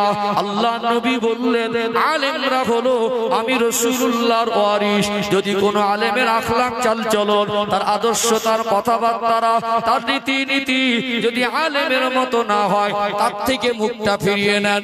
আমি রবিউল ইসলামের বয়ান, বক্তব্য, কথাবার্তা, লেবাস, পোশাক, চালচলন, আমার চলাফেরা, আচরণ যদি আলেমের মতো না হয়, আমার থেকে মুখটা ফিরিয়ে নেন। কিন্তু হাক্কানি যারা আলেম, প্রকৃত যারা আলেম, তাদের সম্মান করা দরকার আছে না নেই? কিন্তু আমি গ্যারান্টি দিয়ে বলতে পারি, বর্তমান সময় কিছু কিছু মহল্লায় এমন একটা পরিস্থিতি, এদের কাছে হাক্কানি আলেমেরও সম্মান নেই। একটু ব্যাখ্যা দিলে আপনাদের মনের কনফিউজটা কেটে যাবে। দেখবেন কিছু কিছু মহল্লার মসজিদের ইমামের কাছে তার এমন একটা কঠিন পরিস্থিতি দাঁড়িয়ে যায় মামতির জায়গায়। কিছু কিছু মহল্লায় দেখবেন মসজিদটা দুতলা তিনতলা, মসজিদে এসি, মসজিদে মার্বেল টাইলস, চকচকে ঝকঝকে, কিন্তু ইমামকে রেখেছে। ইমামের পিছনে কিছু ডেঞ্জার মুসল্লি আর কমিটি আছে। যত ভালো ইমাম ওদের কাছে এনে দেবেন, ওদের কাছে 2 মাস 4 মাস 6 মাস পর ইমাম খারাপ হয়ে যায়। এক একটা মসজিদে 10 বছরে 30-40টা করে ইমাম পরিবর্তন করে, বছরে 4টে-5টা করে ইমাম পরিবর্তন করে। যত ভালো আলেম এনে দেবেন, ওদের কাছে ভালো হতে পারবে না। এরকম কিছু ডেঞ্জার মুসল্লি আর কমিটি কিছু কিছু মহল্লায় আছে না নেই? আছে না? তাহলে বর্তমান সময় আমি খারাপ, আমাকে ছেড়েই দেন, ভালো আলেম কি দুনিয়া একটাও নেই? কিছু কিছু গ্রামের যা মানুষের চিন্তাধারা, যত ভালো আলেম এনে দেবেন, ওদের কাছে ভালো হতে। মুসল্লিগুলোর ক্যাপাসিটি কি দেখে মনে হয় ফারিস্তা। হুজুরকে বলবো আসসালামু আলাইকুম, হুজুর আপনার গলাটা খুব ভালো, হুজুর জুমার দিন আপনার বয়ানটা না খুব ভালো লেগেছিল, হুজুর আপনার না ওয়াজ শুনতে ভালো লাগে, আপনি দোয়াটা করলেন, মানুষ কেঁদে ফেলেছে সামনে। ওই লোকটা পিছন থেকে গিয়ে লোকের কাছে হুজুরকে পচানোর চেষ্টা করে। এরকম কিছু ডেঞ্জার মুসল্লি আছে না নেই? আছে না? একজন মানুষ চাকরিজীবী, যার বেতন 50,000 টাকা প্লাস, সরকার যদি 10,000 টাকা বাড়ায়, নেবে কি নেবে না? ও কোনদিন বলবে না আমার 50,000 চলে যাচ্ছে, এই 10,000 প্রত্যেক মাসে মাসে আমি একটা এতিম বাচ্চাকে পড়াবো, দেবে? দেবে? এই দায়িত্ব যদি প্রত্যেকটা চাকরিজীবী নিত, আমাদের গ্রামের এতিম বাচ্চারা হালে ডালে ঘুরতো না, এরা এইরকম ছেঁড়া পোশাকে ঘুরতো না। কিন্তু ইমামের যখন 5,000 বেতন, ইমাম সাহেব বললো আমি তো অনেকদিন ধরে রয়েছি, আপনারা আমাকে ভালোবাসেন, আপনাদের ভালোবাসা ছেড়ে যেতে পারছি না, একটু বেতনটা 5,000-এ চলে না, 6,000-এ চলে না, 1,000 বাড়ানো যায় না? যখন কমিটি মিটিং ডাকলো, বললো 1,000 ইমামের বেতন বাড়ালে ভালো হয়। একজন চাকরিজীবী বলছে এই থাক, পরের বছর দেখা যাবে। আমি কোন গ্রামকে মেনশন করে বলছি না। বর্তমান সমাজের যেটা চিত্র, বর্তমান সময়ে যারা প্রকৃত নবীর ওয়ারিস, যাদের আমল আখলাক, যাদের ইলম, যাদের লেবাস পোশাক, যাদের আচরণ, যাদের জিন্দেগিটা একজন আলেমের পর্যায়ে, ওই রকম আলেমও আমাদের কিছু কিছু সমাজে মহল্লায় তারা নিরাপদ নয়। তাহলে আমাদের কাছে বর্তমান সময় হাক্কানি আলেমরাও নিরাপদ? ভালো মানুষ, সৎ মানুষ, নিরীহ মানুষ, গরিব মানুষ, তারাও নিরাপদ নয়। এমনকি আমার প্রতিবেশী, তারাও আমাদের কাছে নিরাপদ নয়। উঁচু হতে যাচ্ছে, নিচে নামানোর চেষ্টা করছে। তাহলে হিংসা আছে না নেই? আছে না নেই? 3 নম্বর পয়েন্ট বুঝতে পেরেছেন? বুঝতে পেরেছেন? 3 নাম্বার পয়েন্টে 3টে কথা বলেছি। কটা কথা বলেছি? প্রথমে বলেছি ভাই ভাই হিংসা, তারপরে বলেছি যায় যায় হিংসা, আর ইমামের প্রতি কিছু ডেঞ্জার মুসল্লি আর কমিটির হিংসা, আলেমদের প্রতি এবং গরিবদের প্রতি একদল মানুষের হিংসা, এবং প্রতিবেশীর হিংসা। এই হিংসাগুলো আছে না? আছে না? তাহলে আমরা উপর থেকে ফেরেশ হলেও আমাদের ভিতরটা অতটা পরিষ্কার। কিন্তু বেইবাড়ি যখন যাবে, চার দোকানে বসে ঠ্যাঙের উপরে পা তুলে দিয়ে গল্প করবে, দেখে মনে হবে অ্যাডভোকেট বসে আছে। ঠিক মনে হবে খুব জ্ঞানী, কুটুম বাড়ি গিয়ে ভাবনা, কুটুম বাড়ি গিয়ে খুব জ্ঞানের কথা বলে, মনে হবে ভীষণ ব্যাপার। কিন্তু লোকটার গ্রামের লোক জানে খতরনাক জিনিস। লোকটার গ্রামের লোক জানে ও কি মারাত্মক পয়সা, ওর স্ত্রী জানে, ওর ছেলেরা জানে, ওর প্রতিবেশী জানে। এটা আমাদের বাইরের রূপ একরকম, ভিতরের রূপ একরকম। আল্লাহ রাব্বুল আলামিন এই জন্য বলছেন ওয়ালা তামুতুন্না ইল্লা ওয়া আনতুম মুসলিমুন। মরতে যদি হয় পরিপূর্ণ মুসলমান না হয়ে মৃত্যুবরণ করো না। আর ভিতরের রূপ ভয়ঙ্কর হবে। বাইরে অভিনয় করে মানুষের কাছে ভালো সেজে ঘুরবো, আল্লাহর কাছে ভালো হওয়া যাবে না। আলোচনা বুঝতে পারছেন? একটু নবীর শানে দরুদ শরীফ না পড়লে মজলিসের হক আদায়, আল্লাহর রহমত পাওয়া যাবে না। দরুদ শরীফ পড়ে নিয়ে আমি 3টে রোগ বলেছি, 3টে পয়েন্ট, আর 2টো পয়েন্ট বলবো ইনশাআল্লাহ। শুধু রোগ বলবো না, সাথে কি বলেছিলাম? ঔষধও 3টে বলেছি। ঔষধ দিয়ে শুধু দোষ বর্ণনা করে গেলে কেমন একটা বেনসাবি লাগে। একটু তাকবীর দেব, দরুদ শরীফ পড়ে নিয়ে ইনশাআল্লাহ ইসলামের জীবন ব্যবস্থা আমাদের কি শিক্ষা দিল আর আমরা কোন পথে চলছি। আজকে আমরা শুধু বলছি উন্নতি হয়েছে, বিশ্বাস করুন গাড়ি বাড়ির উন্নতি হয়েছে, আমাদের ভিতরের মনুষ্যত্বের উন্নতি করতে আমরা পারিনি। ঘর বাড়ি চকচকে, জামা কাপড় চকচকে ঝকঝকে করেছি, আমাদের ভিতরের চিন্তাধারাটা নম্র ভদ্র আর আল্লাহর পছন্দের মতো করতে পারিনি। আমি ইসলামিক জীবন ব্যবস্থা কত সুন্দর, ইসলাম আমাদের কোন রাস্তা দেখিয়েছে আর বর্তমানে আমরা কোন রাস্তায় চলছি, এই পার্থক্যটা বুঝিয়ে দেবো, যাতে আমাদের ভালো হওয়ার মতো মানসিকতা তৈরি হয় ইনশাআল্লাহ। একটু দরুদ শরীফ পড়ে নেব, তাকবীর দেব, আবার ফিরে আসবো ইনশাআল্লাহ। একটু তাকবীর দেন তো, নারে তাকবীর। কারণ আমি খুব নগণ্য ছোট মানুষ, আমি প্রায় জায়গায় বলি ওয়াজ করার যোগ্যতা আমার নেই। মানুষ ভালোবেসে ডাকে, আল্লাহ আমাকে প্যান্ট শার্ট পরে ঘোরাতে পারতো। আমার কিছু সেই স্কুলে পড়ার, স্কুল লাইফের যে বন্ধু বান্ধব রয়েছে, তারা ব্যবসা বিজনেস করে, তারা প্যান্ট শার্ট পরে ঘোরে, তাদের দাড়ি চাচা মাথা থেকে পা পর্যন্ত দেখি, আর আমি ভাবি যে একটা সময় আমি এদের সঙ্গী ছিলাম। ও আরেক লাইন, আমি আরেক লাইন। আল্লাহ হয়তো 2টো দিনের কথা আমাকে বলাচ্ছেন। এইটুকু আমি আল্লাহর কাছে শুকরিয়া আদায় করে আল্লাহর কাছে বলি, আল্লাহ আমি যেন এই ওয়াজ নসিহত করতে গিয়ে যেন আপনার কাছে আমি আসামি হয়ে না যাই। এইটুকু আল্লাহর কাছে আমিও দোয়া করি, আপনারা আমার জন্য দোয়া করবেন। এই ওয়াজ নসিহত করতে গিয়ে যেন এই ওয়াজ নসিহতের আমার আসামি হওয়ার কারণ যেন না হয়। বিশ্বাস করুন, আঘাত দেওয়া উদ্দেশ্য নয়। কষ্ট করে বসে আছেন, আর আমার পরে পরে দুজন সেই রকম যোগ্য ব্যক্তি, তাদের পরিচয় আপনারা সবাই জানেন, অতএব হ্যাম্বিলে পোস্টারে দেখেছেন, আপনি জানেন যতটুকু, আমি তার থেকে মনে হয় কম জানি। যে 2টো ব্যক্তি আছেন নিশ্চয়ই তারা অনেক বড় মাপের মানুষ, অতএব তারা যদি এসে দেখেন মাঠ ময়দান খালি, তাদের ধারণাই হবে হুজুর হয়তো কি ওয়াজ করে গেল, মাঠ ময়দান খালি করে দিয়ে নেমে গেল নাকি। কিন্তু ওটা কি বাস্তবতা? এখন রাত ভারী হলে মানুষ থাকতে চায় না। তবে বিশ্বাস করুন আজকে এত ভালো লাগছে, আপনাদের কুড়ুলডাঙ্গা গ্রামে এটা একটা ঐতিহ্য। রাত ভারী হওয়ার পরে যেটা আমার সন্দেহ হচ্ছিল লোক চলে যায় কিনা, আস্তে আস্তে লোক উঠে যায় কিনা, আলহামদুলিল্লাহ এখন পরিবেশ শান্ত আছে, আলহামদুলিল্লাহ বলেন। থাকবেন তো নাকি ইনশাআল্লাহ? হ্যাঁ ইনশাআল্লাহ বলেন, ইনশাআল্লাহ। একটু তাকবীর দেন, নারে তাকবীর, আরেকটু জোরে নারে তাকবীর, নারে রিসালাত, নারে তাকবীর। একটু মহব্বতে দরুদ শরীফ, আল্লাহুম্মা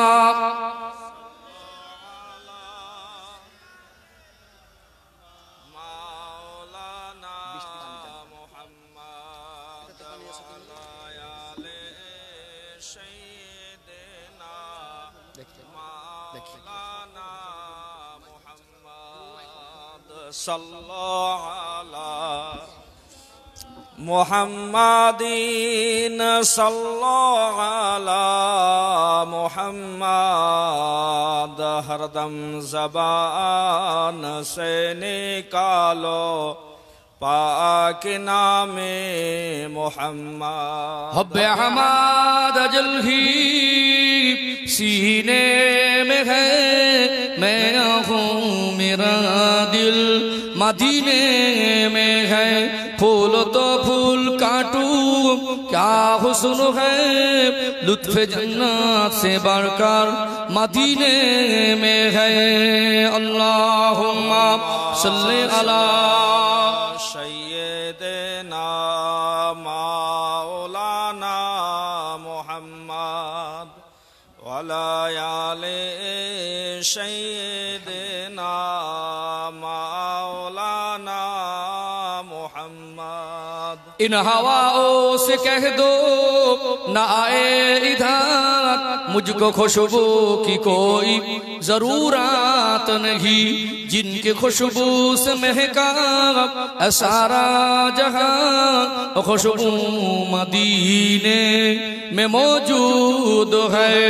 अल्लाहुम्मा सल्ले अला सय्यिदना मौलाना मुहम्मद व अला आले सय्यिदना मौलाना मुहम्मद। একটু জিকির করেন লা ইলাহা ইল্লাল্লাহ, লা ইলাহা ইল্লাল্লাহ, লা ইলাহা ইল্লাল্লাহ মুহাম্মাদুর রাসূলুল্লাহ। আল্লাহুম্মা সাল্লি আলা সয়্যিদিনা মাওলানা মুহাম্মদ ওয়া আলা আলি মাওলানা মুহাম্মদ। সম্মানিত উপস্থিতি, প্রিয় ভাইরা, একজন ভাই আমার কাছে অনুরোধ করেছেন যে শ্রোতাদের মধ্যে একজনা যে কোনো একজন আল্লাহর ওলির সম্পর্কে আলোচনা শুনতে চেয়েছেন। আসলে আমার আলোচনার বিষয়বস্তু আজকে হিংসা বেছে নিয়েছি, তারপরেও আমি আমার রুটেই চলি। নামাজ সম্পর্কে তো 2 ঘন্টা নামাজ সম্পর্কে বললে বিভিন্ন তথ্য জানা যায় না? যেমন হিংসা সম্পর্কে আগে পিছে বলা যায়। তো দেখছি আমি আমার আলোচনা যতটুকু যে আগে বাড়ি,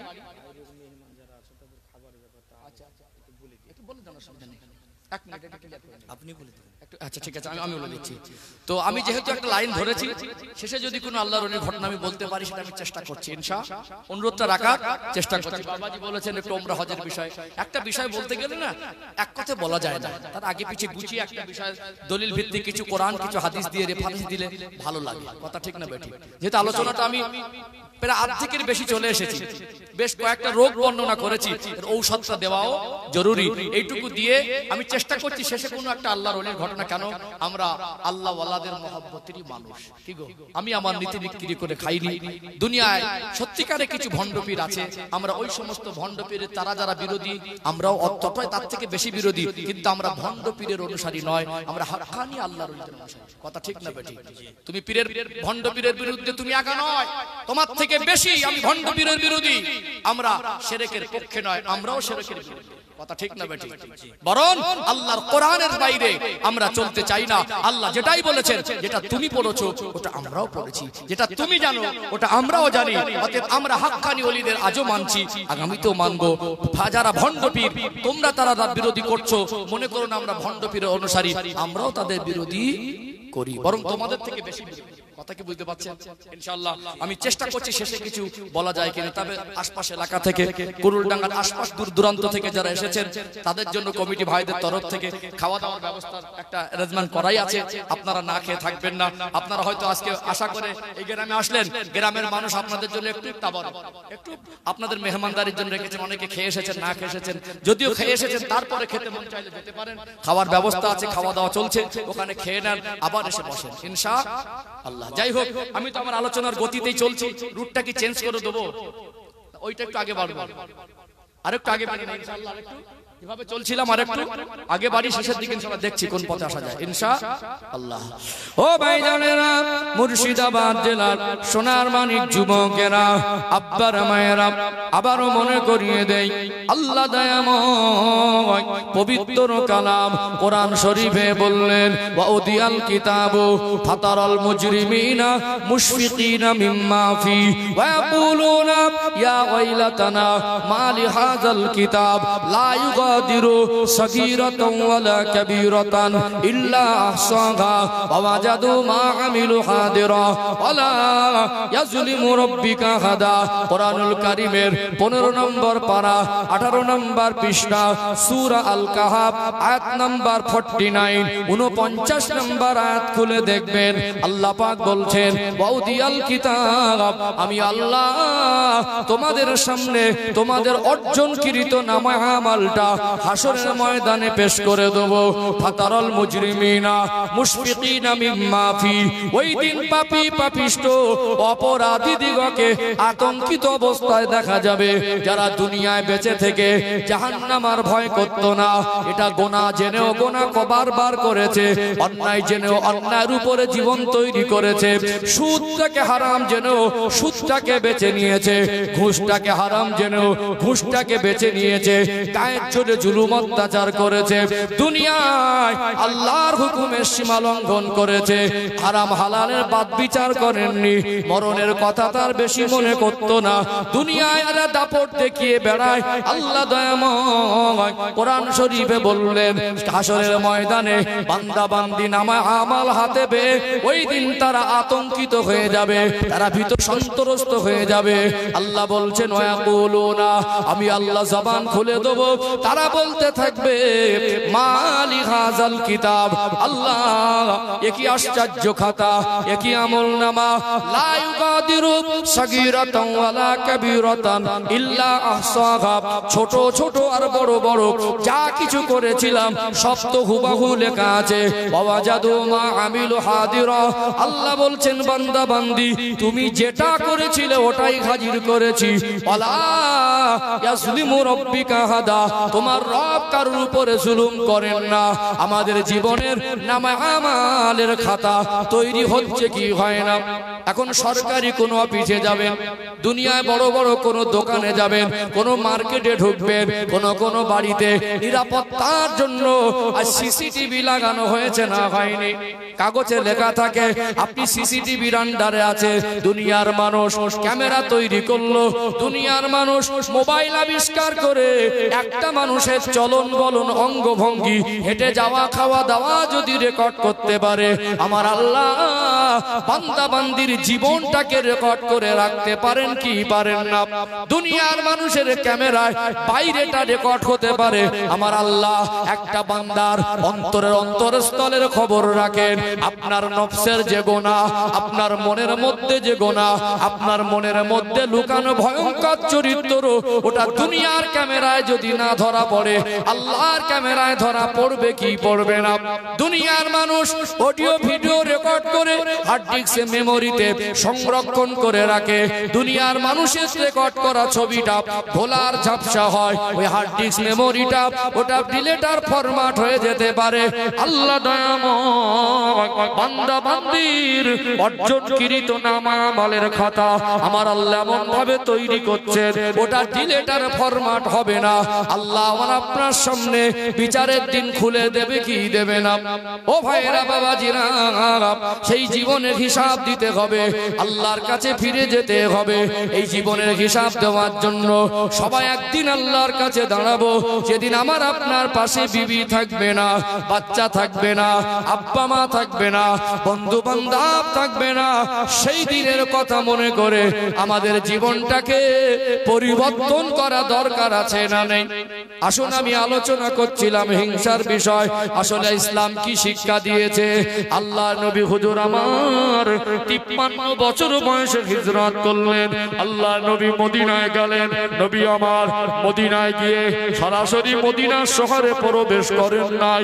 আল্লাহ নবী হুজুর আমার মদিনা শহর থেকে কয়েক কিলোমিটার দূরে কোবা নামক পল্লীতে 14 দিন অবস্থান করেছিলেন। নবী আমার যদি মনে করতেন সরাসরি মদিনায় ঢুকতে পারতেন, মদিনা থেকে শহর থেকে কয়েক কিলোমিটার দূরে একটা পল্লী গ্রামে কোবা নামক জায়গা, ওই পল্লীতে 2 সপ্তাহ মতো ছিলেন। এটা আল্লাহর নবীর হিকমত। বলুন তো দেখি, আপনারা মুর্শিদাবাদ জেলার মানুষ, কলিকাতা শহরের নাম সবাই জানে কি জানে না? তারপরে হট করে কি ওখানে রাত কাটানো সহজ হবে না কঠিন হবে? কেউ যদি পরিচিত থাকে, বন্ধু বান্ধব আত্মীয় থাকে তো সহজ হলো। তার একেবারে অপরিচিত জায়গা, ফার্স্ট টাইম গিয়ে যেখানে আমার পরিচিত কেউ নেই, ওখানে যাওয়া পরিশান করে রাত কাটানো সহজ না কঠিন? নবী আমার শহর সম্পর্কে মোটামুটি জানতেন, সরাসরি মদিনা শহরে প্রবেশ করেন নাই। মেরাজ হয়েছে আল্লাহর নবীর মক্কি জীবনে, নামাজ ফরজ হয়েছে মক্কি জীবনে। আল্লাহর নবী হিজরত করছেন, আমাদের রাসূল সাল্লাল্লাহু আলাইহি ওয়াসাল্লাম হিজরত করছেন, তখন কিন্তু 5 ওয়াক্ত নামাজ 2 2 সপ্তাহের ব্যবধানে আল্লাহর নবী একটা মসজিদ নির্মাণ করলেন। ওই মসজিদটা হলো মসজিদে কুবা। অনেকে মনে করে মসজিদে নববী শরীফ আল্লাহর নবীর হাতে প্রথম মসজিদ নয়, মসজিদে নববী শরীফ ওটা আল্লাহর নবীর হাতে প্রতিষ্ঠিত দ্বিতীয় মসজিদ। প্রথম মসজিদ মসজিদে কুবা। এখানে প্রসঙ্গ এসেছে, একটু ক্লিয়ার করি, বেশ কয়েকটা তথ্য বলতে ভালো লাগবে আল্লাহ। ও ভাইজানেরা, সোনার মানিক যুবকেরা, আব্বারা মায়েরা, মদিনা মুনাওয়ারা মসজিদে নববী শরীফ আল্লাহর নবীর হাতে প্রতিষ্ঠিত দ্বিতীয় মসজিদ। ওই মসজিদে 1 রাকাত নামাজ পড়লে আল্লাহ দয়াময় খুশি হয়ে 50,000 রাকাতের নেকি দেয়। জোরে বলুন সুবহানাল্লাহ। মসজিদে হারাম, ওখানে 1 রাকাত নামাজ পড়লে আল্লাহ খুশি হয়ে 1 লক্ষ রাকাতের নেকি দেয়। বর্তমান যেটা আজকে গোটা ভারতবর্ষ শুধু নয়, বিশ্বের মধ্যে চর্চায় আজকে ইসরাইল মুকাদ্দাস কোরআন শরীফে 2টো মসজিদের কথা এসেছে। একটা হলো মসজিদে হারাম আর একটা হলো মসজিদে আকসা। এই মসজিদে আকসার অনেক লম্বা ইতিহাস, এর হিস্টোরি বলতে গেলে কয়েক ঘন্টা দরকার।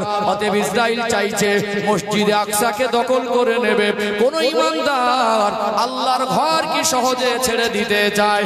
এই জন্য ফিলিস্তিনের মানুষেরা, এরা আমাদের ভাইয়েরা, এরা শহীদ হয়ে যাচ্ছে, আল্লাহর ঘরকে হাতছাড়া করতে চাইছে না। ওই মসজিদটার সম্মান আছে। ওই মসজিদটা ছিল মুসলমানদের প্রথম কিবলা। কাবা ঘরটা প্রথম কিবলা নয়। নবী আমার 17 মাস মতো মসজিদে আকসার দিকে কিবলা করে, মসজিদে আকসার দিকে মুখ করে নামাজ পড়েছেন। এটা হলো প্রথম কিবলা। ইমানদারের ইমানি সম্পর্ক মসজিদে আকসার সঙ্গে। মেরাজের রাতে আল্লাহর নবী হুজুর আমার সমস্ত নবীদের নিয়ে ইমাম হয়ে 2 রাকাত শুকরিয়ার নামাজ পড়িয়েছেন। ওটা হলো ওই মসজিদে আকসা। ওই মসজিদে আকসায় 1 রাকাত নামাজ পড়লে আল্লাহ দয়াময় খুশি হয়ে 25,000 রাকাতের নেকি দেয়। তাহলে একটায় 25, একটায় 50, একটায় 1 লক্ষ রাকাতের নেকি। মসজিদে কুবা যেটা আল্লাহর নবীর প্রথম মসজিদ, আল্লাহর নবীর হাতে প্রথম মসজিদে স্থাপন, তাহলে ওই মসজিদের সম্মান আছে না নেই? সম্মান শুনলে অবাক হয়ে যাবেন। মদিনাবাসী একদিন আল্লাহর নবীকে বললেন, ইয়া রাসূলুল্লাহ, ইয়া হাবিবাল্লাহ, হুজুর মক্কার মানুষের সৌভাগ্য অনেক বড়। ওরা যখন ইচ্ছা তখন হজ করে, উমরা হজ। ওরা যখন ইচ্ছা তখন উমরা পালন করে, আল্লাহর কাবা ঘর তওয়াফ করে, হাজর আসওয়াদ জান্নাতি পাথরে চুমা দেয়, মাকাম ইব্রাহিমে নামাজ পড়ে, সাফা মারওয়া সাই করে, উমরা হজের বিনিময়ে আল্লাহদের অনেক নেকি দেয়। মক্কা থেকে মদিনার দূরত্ব এভারেজ হলো 400 কিলোমিটার। এখান থেকে আমার বাড়ি সুন্দরবন এরিয়া, উত্তর 24 পরগনা জেলা, বসিরহাট সাব ডিভিশন এরিয়া, সাকদা গ্রাম, 250 কিলোমিটারের বেশি রাস্তা। তাই লেগে যায় 8 থেকে 9 ঘন্টা। 400 কিলোমিটার রাস্তা মনে। তখনকার দিনে গাড়ি ঘোড়া ছিল না, উন্নত পরিষেবা ছিল না। মদিনার মানুষ বলেন, ইয়া রাসূলুল্লাহ, ইয়া হাবিবাল্লাহ, যখন ওদের মন চায় মক্কার মানুষ উমরা করে, আমাদের মন চাইলে আমরা স্বল্প সময়ের মধ্যে যেতে পারি না। আল্লাহ নবী বললেন, ও মদিনাবাসী, ও মদিনার মানুষ, তোমরা বড় সৌভাগ্যবান। মক্কার মানুষ কাবাকে পেয়েছে, আর মদিনার মানুষ তাদের নবীকে, আল্লাহ রাসূলকে তারা পেয়ে গেছে। মক্কার মানুষ কাবা পেয়েছে, মদিনার মানুষ কাবাকে পেয়েছে। জোরে বলবেন না? আবার নবী হলেন কাবার ও কাবা। মক্কা বিজয়ের ঘটনা পড়ে দেখবেন ইতিহাস। ইসলামের দলে, মুসলমানদের দলে কাফেররা, কুরাইশরা, মক্কার কাফেররা, যারা একটা সময় চরম বিরোধী করেছে, যারা আল্লাহর নবীকে জানে মেরে ফেলার জন্য আপ্রাণ চেষ্টা করেছে, ইসলামকে মিটিয়ে দেওয়ার জন্য তাদের সর্বশ্রেষ্ঠ চেষ্টা ছিল, তারা দলে দলে ইসলাম গ্রহণ করছে। রক্ত হয়ে গেল। আল্লাহর নবী বললেন, বিলাল, লাব্বাইক ইয়া রাসূলুল্লাহ, আযান দাও। আনন্দে খুশিতে কাবা ঘরের ছাদের উপরে উঠে গেছে। যেটা বলুন না, যেটা বলা যায় না সুবহানাল্লাহ। মুয়াজ্জিন আযান দেয় কোন দিকে মুখ করে? মুয়াজ্জিন আযান দেয় কোন দিকে মুখ করে? পশ্চিমটা উদ্দেশ্য নয়, আল্লাহর কাবার দিকে মুখটা করা উদ্দেশ্য। যেদিকে ফিরলে আল্লাহর কাবা সামনে হবে, সেই দিকে ফিরতে হবে।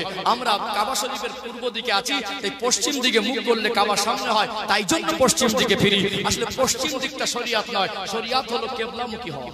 মুয়াজ্জিন আযান দেয় কিবলামুখ হয়ে, ইমাম নামাজ পড়ায় কিবলামুখ হয়ে, আমরা নামাজ পড়ি কিবলামুখ হয়ে। বলুন এখন বেলাল কাবা ঘরের ছাদে কোন মুখে আযান দেবে? আযান দিতে থেমে গেলেন, ইয়া রাসূলুল্লাহ, ইয়া হাবিবাল্লাহ, আমি বেলাল আযান দেই আল্লাহর কাবার দিকে মুখটা করে, আমি তো কাবা ঘরের ছাদে, আযানটা দেব কোন দিকে মুখ করে? আল্লাহর নবী মুস্কি হেসে বলেছিলেন, বেলাল আজকে তুমি আযানটা তোমার রাসূলুল্লাহর দিকে মুখ করে দাও। সুবহানাল্লাহ, নারে তাকবীর, আল্লাহু নারে তাকবীর, আল্লাহু আকবার। ও ভাই জানেরা, মুর্শিদাবাদ জেলার সোনার মানিক যুবকেরা, আব্বার মায়েরা, আল্লাহর নবী বললেন, ও মদিনাবাসী, ও মদিনার মানুষ, তোমরা বড় ভাগ্যবান। মক্কার মানুষ কাবাকে পেয়েছে, আর মদিনার মানুষ কাবাকে পেয়েছে। জোরে বলুন সুবহানাল্লাহ। নবী আমার সান্ত্বনা দিলেন, ও মদিনার মানুষ, মক্কার মানুষ আমায় তাড়িয়ে দিয়েছে, ওরা আমাকে ওখানে থাকতে দেয়নি, তোমরা আমাকে বুক ভরা ভালোবাসা দিয়েছো, তোমরা আমার থাকার জায়গা দিয়েছো, তবে আল্লাহ তোমাদের নসিব খুলে দিয়েছে। আল্লাহ মদিনার শহরটাকে সম্মানী বানিয়ে দিয়েছে। মদিনার আগের নাম মদিনা ছিল না, মদিনার আগের নাম ছিল ইয়াসরিব, পরবর্তীতে মদিনা হয়েছে। মদিনাকে আমার নবীর শহর বলেছেন। আমার আল্লাহ মদিনার সম্মানটা বাড়িয়ে দিয়েছে, না দেয়নি। নবী বললেন, মদিনাবাসী, তারপরে যদি তোমাদের মনে হয় উমরা হজের নেকি দরকার, উমরা হজের সওয়াব দরকার, চলে যাবে কয়েক কিলোমিটার দূরে কোবা নামক পল্লীতে। আমি হিজরতের পর এই শহরে ঢোকার আগে 2 সপ্তাহের মতো কোবা পল্লীতে ছিলাম। ওখানে একটা মসজিদ নির্মাণ করেছিলাম, ওটা হলো মসজিদে কোবা। মদিনাবাসীকে আল্লাহ নবী বললেন, ওই কোবা মসজিদে যদি কেউ 2 রাকাত নামাজ পড়ে, আল্লাহ দয়াময় খুশি হয়ে আল্লাহ তার নামে আমলে একটা উমরা হজের নেকি লিখে দেবে। সুবহানাল্লাহ। মসজিদে কবার সম্মান আছে না নেই? নববী শরীফে 1 রাকাত নামাজ পড়লে 50,000 রাকাতে সওয়াব, কিন্তু মসজিদে কোবা এটা আল্লাহ নবীর হাতের প্রথম মসজিদ। আমার রাসূলের ছোঁয়া লাগলেই আল্লাহ বরকত দেয়। জোরে বলুন। আজ কিছু নাদান বলে নবী আমাদের মতো, বুঝতে পারেননি, ইমানে ক্যান্সার হয়েছে, ইমানে ক্যান্সার হয়েছে। সম্মানিত ভাইরা আমার, নবী আর সাধারণ মানুষকে কোনোদিন এক পাল্লায় তুলে দেওয়া যাবে না। আমরা সাধারণ মানুষ, নবী হলেন অসাধারণ মানুষ। আমরা মানব, নবী হলেন মহামানব। জোরে বলুন না। আমাদের আকীদা, আমরা আহলে সুন্নাতুল জামাতের মানুষ, আমরা আহলে সুন্নাতুল জামাতের আকীদা হলো আমার নবী হলেন হায়াতুন নবী। জোরে বলবেন না। কিছু মানুষ, কিছু নাদান বলছেন নবী মরে গেছে, নবীর কবর বলতে হবে, মাজার বলা যাবে না। ওদের ইমানে ক্যান্সার ধরেছে। কথা কি বুঝতে পারছেন? ও ঘটনা আমি যদি আমার আলোচনার বিষয়বস্তু যেহেতু আলাদা, আমি আমার লাইন ক্রস করে যাব না ইনশাআল্লাহ। যাই হোক, আমি একটু ইসলামের বিধান, মানুষের মধ্যে মায়া মহব্বত, ভ্রাতৃত্ব, ভালোবাসা, আমরা সেটা ভুলে হিংসা জড়িয়ে গেছি, সেটাই বোঝাচ্ছিলাম। কথা ঠিক না বেঠিক? ও ভাইজানেরা, মুর্শিদাবাদ জেলার সোনার মানিক যুবকেরা, আব্বার মায়েরা, আল্লাহ নবী কোবা নামক পল্লীতে 2 সপ্তাহের মতো অবস্থান করলেন। এবারে 2 সপ্তাহ পরে নবী আমার মদিনা শহরে প্রবেশ করছেন। গোটা মদিনাবাসী জানতে পেরে গেল, সংবাদ হয়ে গেল, আজ আল্লাহ নবী মদিনা শহরে প্রবেশ করছেন। গোটা মদিনার রাস্তা 2 ধারে বালক থেকে নিয়ে, বৃদ্ধ থেকে নিয়ে, মুরব্বী, ছেলে মেয়ে সবাই রাস্তার ধারে দাঁড়িয়ে ভিড় করে আছে, ঘন্টাকে ঘন্টা অপেক্ষা করছে। আল্লাহ নবীর পূর্ণিমার চাঁদের মতো চমকানো চেহারাটা এক নজর কলিজা ভরে দেখবো। আল্লাহ নবীকে এক নজর কলিজা ভরে দেখবো। আজ কুড়ুলডাঙ্গা গ্রামে আল্লাহ নবীর জীবন আদর্শের কথা আলোচনা শোনার জন্য আরামের বিছানাটা খালি পড়ে আছে। আপনারা এই চটে বসে আছেন। বলুন তো দেখি, আল্লাহ নবী যদি হায়াতে থাকতেন, আল্লাহ নবী যদি আজকে এখানে আসতেন, এই কুড়ুলডাঙ্গা গ্রামের রাস্তাগুলো সব ব্লক হয়ে যেত কি যেত না? এত মানুষের ভিড় হয়ে যেত, মনে হতো 1 সপ্তাহ আগে থেকে সামনে গিয়ে জায়গা ধরে রাখি। আল্লাহ নবী মদিনা শহরে প্রবেশ করছেন।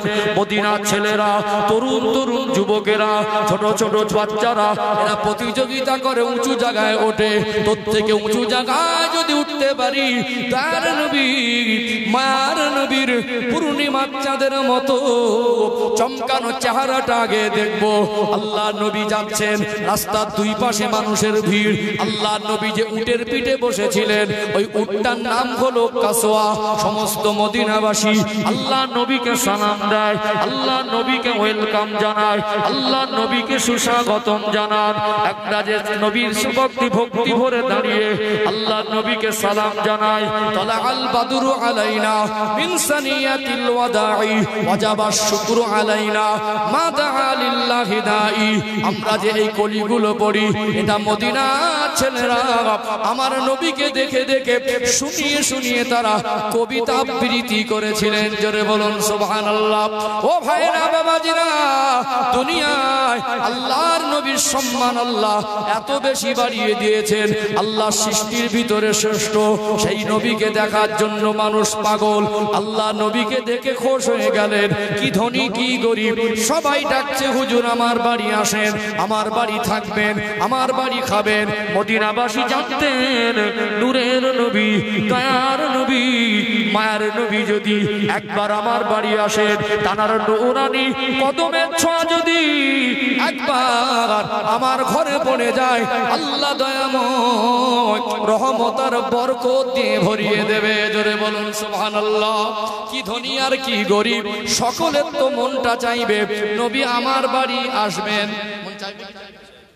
এখন একা মানুষ কজনের বাড়ি যাবে? আল্লাহ নবীকে আল্লাহ হিকমত দিয়েছিলেন।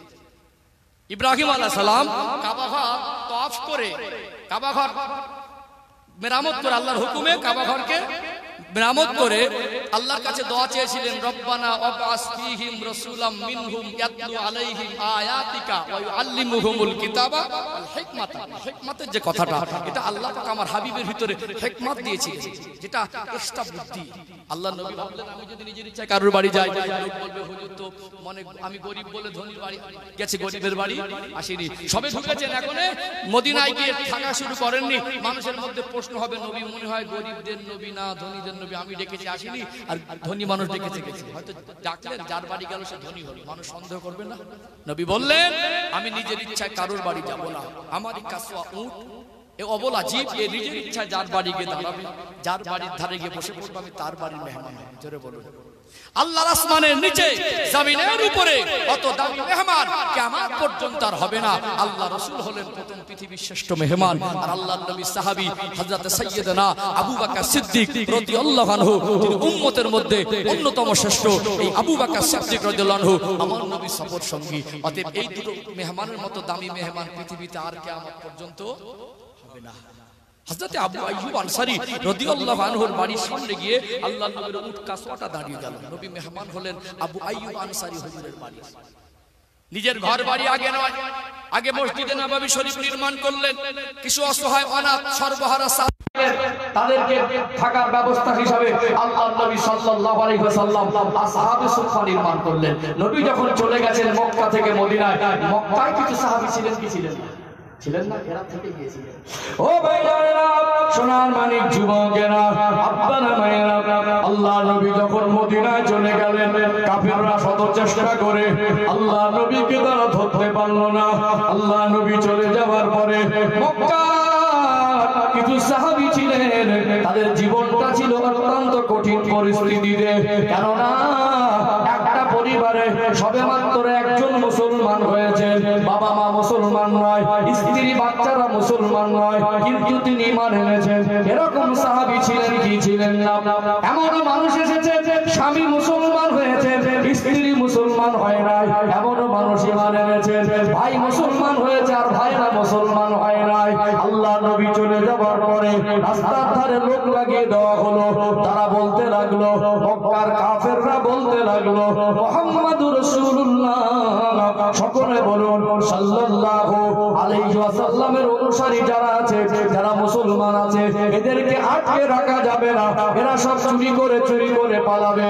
রাস্তার ধারে লোক ভিড় করে রেখেছে, এদেরকে মদিনায় যেতে দিবি না।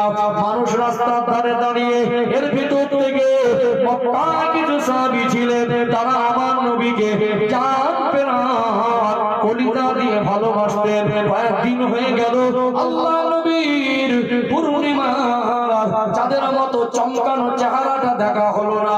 আর বিবি ভালো লাগে না, বাচ্চা ভালো লাগে না, আব্বা মা ভালো লাগে না, ঘর সংসার ভালো লাগে না। সিদ্ধান্ত নিয়ে নিল একবার যত কষ্ট হোক যেভাবে হোক মদিনায় চলে যাব, আল্লাহ নবীর চাঁদ মুখটা দেখবো। তারা চুরি করে লুকিয়ে লুকিয়ে মদিনার রাস্তায় বেরিয়ে যাচ্ছে। তাদের রেখে যাওয়া ঘর বাড়িগুলো কাফেররা লুটপাট করে ভাগাভাগি করে নিচ্ছে। এমন সাহাবী ছিলেন, অভাব ছিল না, মালের অভাব নেই, দামি দামি পোশাক পরে ঘুরতো, কাছে টাকা পয়সা ছিল, কিন্তু রাস্তায় চেকিং চলছে। কিছু জামা কাপড় সাথে নিলে, খাদ্য সাথে নিলে, টাকা পয়সা সাথে নিলে সন্দেহ করবে।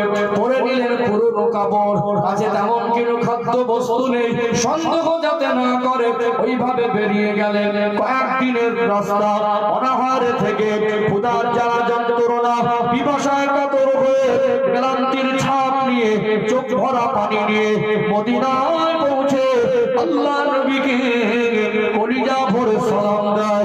আসসালাতু আসসালামু আলাইকা ইয়া রাসূলুল্লাহ, আসসালাতু আসসালামু আলাইকা ইয়া হাবিবাল্লাহ। আল্লাহ নবী চেহারা মোবারকটা ঘুরিয়ে দেখলেন, এই লোকটা অনেক ধনী মানুষ, আজকে তার পরনে কেন ছেঁড়া জামা, চেহারায় ক্লান্তির ছাপ, মরুভূমির ধুলাবালিগুলো তার চেহারাটা ঝাপসা হয়ে গিয়েছে। নবী আমার সালাম দিয়ে সাহাবীকে বুকে জড়িয়ে ধরে, ও বাবা সাহাবী, তোমার অবস্থা এমন কেন? ইয়া রাসূলুল্লাহ, মক্কার কাফেররা আসতে দেয় না, সঙ্গে কিছু নিতে পারিনি, আপনার চাঁদ মুখটা না দেখে থাকতে পারি না। আল্লাহ নবীর কাছে একে একে এমনি করে মক্কা থেকে সাহাবারা চুরি করে চুরিয়ে করে পালিয়ে গিয়েছিলেন না জান নাই।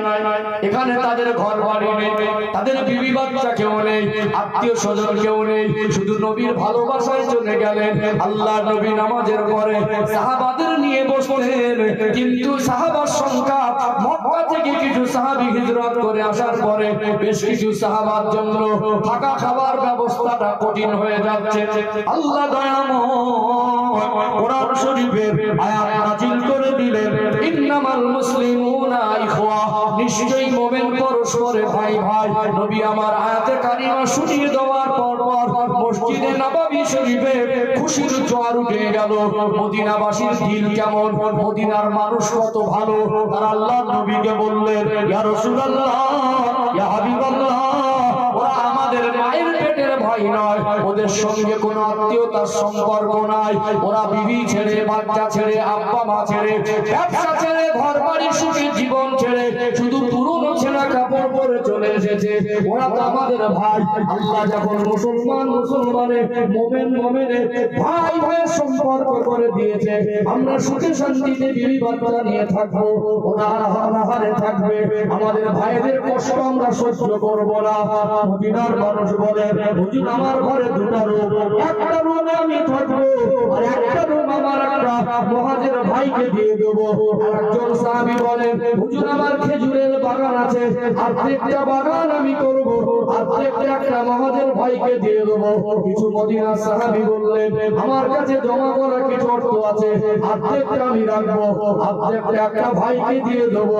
এমনি করে একজন সাহাবী বলতে লাগলেন, তদানীন্তন সময়ে একজন, দুইজন, তিনজন, একের অধিক বিবাহর প্রচলন ব্যাপক পরিমাণে আরবে ছিল। আজ আরবের তথ্য বলছে ওরা একাধিক বিবাহে অভ্যস্ত। ও ভাইরা বাবাজিরা, আরবের জমিনে যখন একটা মানুষের তিনটে চারটে বিবি, তারা বিবি বাচ্চা ছেড়ে সর্বস্ব ছেড়ে এসেছে, তাদের জীবন সঙ্গিনী দরকার আছে না নেই? আছে না নেই? কোন কোন সাহাবী বললেন, হুজুর প্রয়োজনে একটা বিবিকে আমি তালাক দিয়ে দেবো, ইজ্জত পালনের পরে যেন কোন মুহাজির ভাই বিবি হিসাবে জীবন যাপন করতে পারে। কি ত্যাগ বলে! নবী আমার বললেন, আসহাবিকান নুজুম বিআইয়িহিম ইবতাদাইতু, আমার এক একটা সাহাবা হলো নক্ষত্রের সমতুল্য। কোন একজন সাহাবা জীবন আদর্শ যদি ফলো করো, হেদায়েত পেয়ে যাবে। নবী বলেছেন, আমার সাহাবারা নক্ষত্রের সমতুল্য। মদিনাবাসী বিশ্বের মানুষকে মেসেজ দিলেন, ওরা আমাদের মায়ের পেটের ভাই নয়, কোন আত্মীয়তার সম্পর্ক ছিল না, সর্বস্ব ত্যাগ করেছে আল্লাহ রাসূলের জন্য। ওরা যখন মদিনা এসেছিল, আল্লাহ যখন ভাই ভাই বলেছেন, আমরা সবটাই ভাগাভাগি করেছি। ধরে বলবেন না সুবহানাল্লাহ। আল্লাহ পাক কোরআন শরীফের আয়াত নাযিল করে আমার রাসূলকে বললেন, রাদিয়াল্লাহু আনহুম ওয়া রাদু আনহু। হাবিব, আপনার সাহাবারা আমি আল্লাহর সিদ্ধান্ত যখন খুশি হয়েছে, আমি আল্লাহ ওদের উপরে খুশি হয়ে গেছি। ধরে বলবেন না সুবহানাল্লাহ। আল্লাহু আকবার। তাদের কি উদারতা, কি ত্যাগ, তাদের কি দিল, তারা সর্বস্ব ত্যাগ করে দিল। আর আমরা আজকে ভাই ভাই শত্রু। ভাই ভাই মক্কা থেকে যারা হিজরত করে সেই সময় গিয়েছিলেন, তাদের মুহাজির সাহাবী অর্থাৎ হিজরতকারী বলা হয়। মদিনা সাহাবীদেরকে আনসার সাহাবী বলা হয়। আনসার অর্থ হলো সাহায্যকারী। আমরা ভাই ভাইয়ের মাথা ফাটাচ্ছি, ভাই ভাইকে অন্য লোককে টাকা খাইয়ে মার খাওয়াচ্ছি, ভাইকে মেরেছে, ভাই ভাইয়ের সাথে ঝগড়া হয়েছে বলে পোড়া করে দিলে ভালো হতো। আর অসুস্থ